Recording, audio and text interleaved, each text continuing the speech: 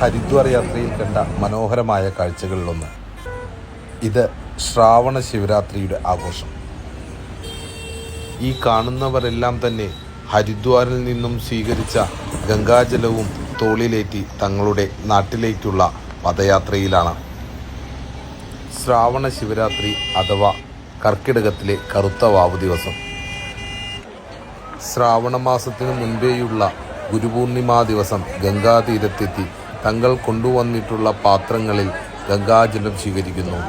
കാലിൽ ചിലങ്ക കെട്ടി തങ്ങളുടെ പാത്രത്തിൽ ഗംഗാജലം സ്വീകരിച്ച് അത് എംസിയിലിട്ട് ഉറപ്പിച്ച് ഭദ്രമായി ഒന്നിനു മുകളിൽ ഒന്നായി അടുക്കി വെച്ച് തോളിൽ തൂക്കാവുന്ന രീതിയിലുള്ള കമ്പിൽ കെട്ടി ഉറപ്പിക്കുന്നു. നമ്മുടെ നാട്ടിലെ കാവടി പോലെ വളരെ മനോഹരമായി അലങ്കരിച്ച ഈ തണ്ടിൽ ആണ് ഇവർ ഗംഗാജലം നാട്ടിലേക്ക് കൊണ്ടുപോകുന്നത്. നമ്മുടെ നാട്ടിലെ ശബരിമല യാത്ര പോലെ വലിയ വ്രതത്തോടു കൂടിയാണ് ഇവർ ഈ ചടങ്ങ് നടത്തുന്നത്. ഗംഗാജലം സ്വീകരിച്ച് അത് കമ്പിൽ കെട്ടിയതിന് ശേഷം ഗംഗയിലിറങ്ങി മുങ്ങി തുടർന്ന് തങ്ങളുടെ നാട്ടിലേക്കുള്ള യാത്ര ആരംഭിക്കുന്നു.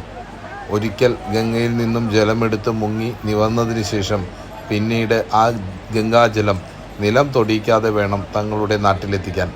അതുകൊണ്ട് തന്നെ ഈ പാത്രത്തിൻ്റെ അടിയിൽ വിശ്രമവേളകളിൽ നിലത്ത് മുട്ടാതിരിക്കുന്നതിനു വേണ്ടി ചെറിയ സ്റ്റാൻഡുകൾ ഘടിപ്പിച്ചിട്ടുണ്ട്. ഋഷികേശിൽ നിന്നോ ഹരിദ്വാറിൽ നിന്നോ ഗംഗയിൽ നിന്നും സ്വീകരിക്കുന്ന ഈ ഗംഗാജലം തങ്ങളുടെ നാട്ടിലെ ശിവക്ഷേത്രത്തിലെ ശിവലിംഗത്തിൽ അഭിഷേകം ചെയ്താണ് ഇവർ ശ്രാവണ ശിവരാത്രി ആഘോഷിക്കുന്നത്.